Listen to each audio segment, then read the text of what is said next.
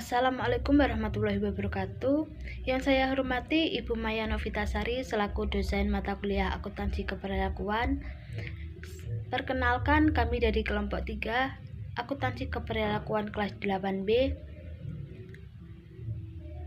Di sini kami akan menjelaskan bab 2 mengenai pembigian atau framing.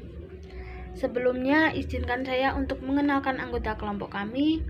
Yang pertama yaitu ada Irfan Wareh dengan NIM 1903-1047. Yang kedua ada saya sendiri, Dina Undra Tistiana dengan NIM 1903-1054. Yang ketiga ada Brahmantio Wahyu dengan NIM 1903-1062.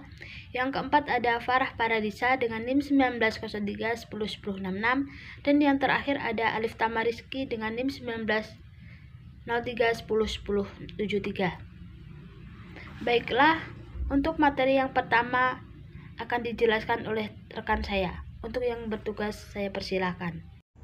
Assalamualaikum warahmatullahi wabarakatuh. Perkenalkan, nama saya Irfan Wareh pertama dengan NIM 1903-1047. Di sini saya akan menjelaskan tentang pengertian framing.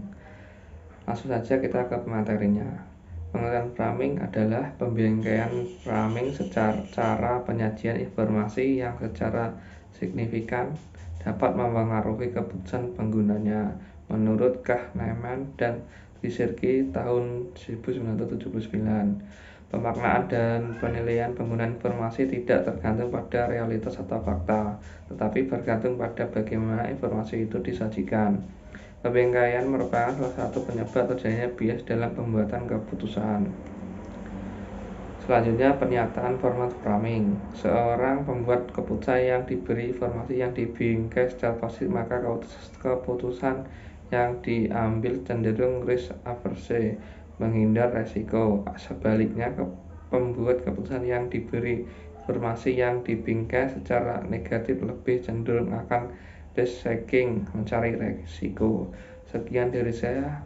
Mohon maaf jika salah kata. Wassalamualaikum warahmatullahi wabarakatuh. Perkenalkan, saya Dina Undra Tistiana NIM 1903-1054. Di sini saya akan melanjutkan presentasi dari rekan saya mengenai teori pembingkaian atau framing effect. Teori yang dapat menjelaskan fenomena framing effect yaitu yang pertama ada prospek teori. Dikemukakan oleh Kahneman dan Tversky tahun 1997 menyatakan bahwa pembuatan keputusan akan memilih pihak tidak beresiko jika informasi tentang suatu masalah dinyatakan suatu gain domain atau positive frame. Yang kedua yaitu ada probabilistic mental models. Gigerenze et al. Tahun 1991 mengembangkan PMM untuk menjelaskan dan memprediksikan perilaku individual yang berkaitan dengan kepercayaan yang berlebihan dalam membuat keputusan.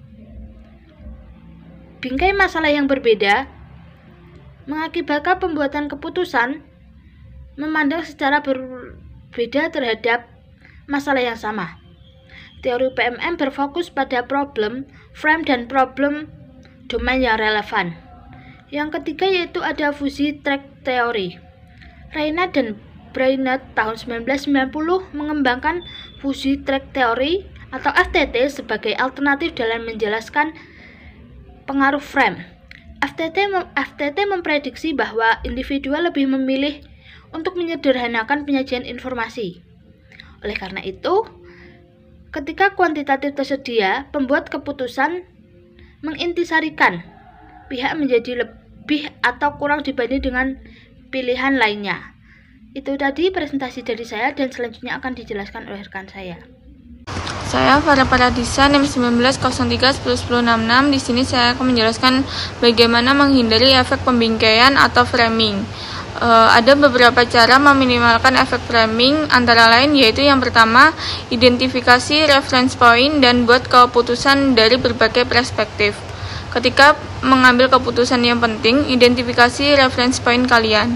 Reference point merupakan suatu yang digunakan untuk menilai atau memahami orang lain. Pikirkanlah kembali keputusan kalian dari berbagai perspektif dan pertimbangkan semua kontradiksi yang muncul, sehingga kalian akan membuat keputusan dengan penuh kesadaran dan dapat mengeliminasi efek pembingkaian atau framing. Yang kedua yaitu penyajian informasi dalam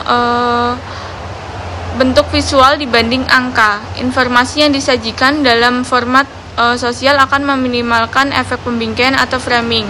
Informasi yang dapat memberikan informasi yang komprehensif yaitu transparan, cepat, representasi resiko yang mudah diingat. Media visual berpengaruh pada ketepatan dan akurasi pengambilan keputusan.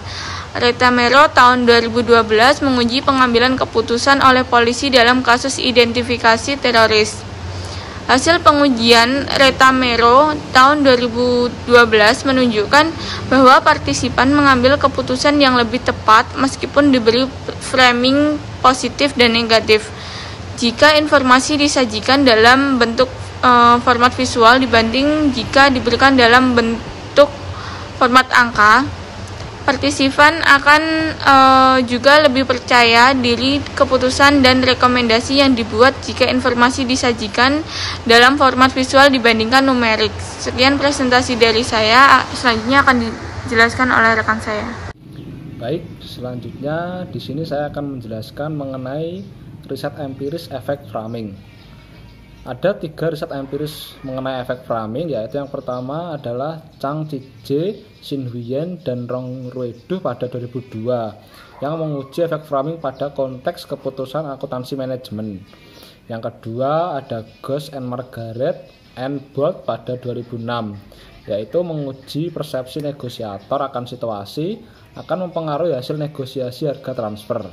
Sedangkan yang ketiga adalah Craig MB pada 1994 yang meneliti efek framing terhadap judgement auditor dengan menilai sistem pengendalian internal dan pengujian kuantitatif.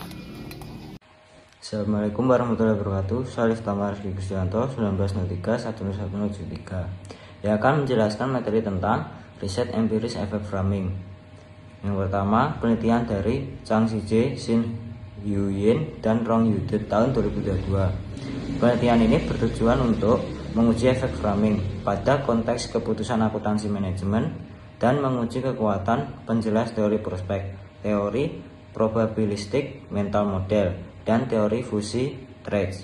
Penelitian melakukan 2 eksperimen. Yang selanjutnya yaitu ada penelitian dari Ghosh dan Margaret and Bolt tahun 2006.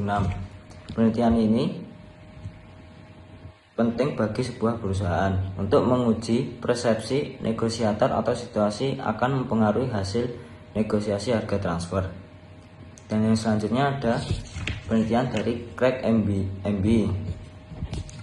Penelitian ini menguji efek framing terhadap judgement auditor dalam menilai sistem pengendalian internal dan pengujian kuantitatif. Sekian presentasi dari kelompok kami. Wassalamualaikum warahmatullahi wabarakatuh. Baik, itu tadi materi yang dapat kita sampaikan. Semoga bermanfaat untuk kita semua. Sekian dari saya. Wassalamualaikum warahmatullahi wabarakatuh.